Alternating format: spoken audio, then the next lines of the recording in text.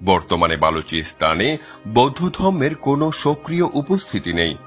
এই অঞ্চলের জনসংখ্যার অধিকাংশ সুন্নি মুসলমান। তবে প্রত্নতাত্ত্বিক স্থান এবং ধ্বংসাবশেষগুলি বৌদ্ধ ধর্মের ঐতিহাসিক উপস্থিতির সাক্ষ্য দেয়। বালুচিস্তানে বৌদ্ধ ধর্মের প্রভাব প্রধানত মৌর্য সাম্রাজ্যের সময় থেকে শুরু হয়ে গুপ্ত যুগ পর্যন্ত এবং তারপরেও কিছুদিন অব্যাহত ছিল। এই অঞ্চল বৌদ্ধ ধর্মের প্রচার পথ এবং গান্ধার শিল্পের একটি গুরুত্বপূর্ণ কেন্দ্র ছিল। সুফি শাহ স্তূপ, গুহা এবং শিল্পকর্মের মতো প্রত্নতাত্ত্বিক নিদর্শনগুলি বৌদ্ধ ধর্মের উপস্থিতির প্রমাণ বহন করে। সম্রাট অশোকের শাসনকালে বৌদ্ধ ধর্ম ভারতীয় উপমহাদেশের বিভিন্ন অঞ্চলে, বিশেষ করে উত্তর পশ্চিমাঞ্চল এবং বালুচিস্তানে প্রভাব বিস্তার করে।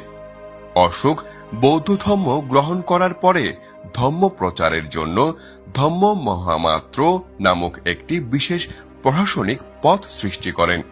এই পদাধিকারীরা অশোকের ধর্মনীতি যেমন অহিংসা, সত্যবাদিতা, দয়া এবং সামাজিক সম্প্রীতি জনগণের মধ্যে প্রচার করত এবং তার সঙ্গে তারা শিলালিপি ও স্তম্ভ স্থাপনও করত।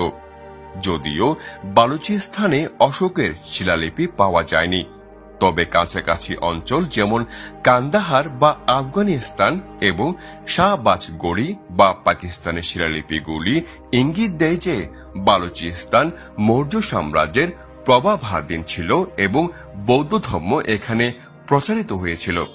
অশোকের সময়ে বৌদ্ধ ভিক্ষুরা বালুচিস্তানের মধ্য দিয়ে মধ্য এশিয়া ও পারস্যের দিকে যাতায়াত করতেন, যা এই অঞ্চলকে বৌদ্ধ ধর্মের প্রচার একটি পথ হিসেবে গড়ে তুলেছিল। সে সময় বালুচিস্তান ছিল উত্তর পশ্চিম ভারত, পারস্য এবং মধ্য এশিয়ার মধ্যে বাণিজ্য পথের একটি গুরুত্বপূর্ণ অংশ। এই পথগুলি যেমন প্রাচীন রেশমের পথের শাখা, তেমনই বৌদ্ধ ধর্মের বিস্তারে সহায়ক ছিল। বৌদ্ধ ভিক্ষুরা এই পথ ধরে ধর্ম প্রচার করতেন এবং বৌদ্ধ বিহার ও স্তূপ নির্মাণ করতেন। বালুচিস্তানে বৌদ্ধ ধর্মের প্রভাবের প্রত্নতাত্ত্বিক প্রমাণ সীমিত হলেও কিছু গুরুত্বপূর্ণ স্থান এবং নিদর্শন পাওয়া গেছে। এর মধ্যে বালুচিস্তানের গোধ রানী গুহা, যা লাশবেলার উত্তর পশ্চিমে 18 কিলোমিটার দূরে অবস্থিত একটি গুরুত্বপূর্ণ বৌদ্ধ স্থাপনা। চৈনিক পরিব্রাজক হিউয়েনসাং মাকরানের উপকূলীয় অঞ্চলে বহু বৌদ্ধ বিহারের কথা উল্লেখ করেন। তিনি বিশেষ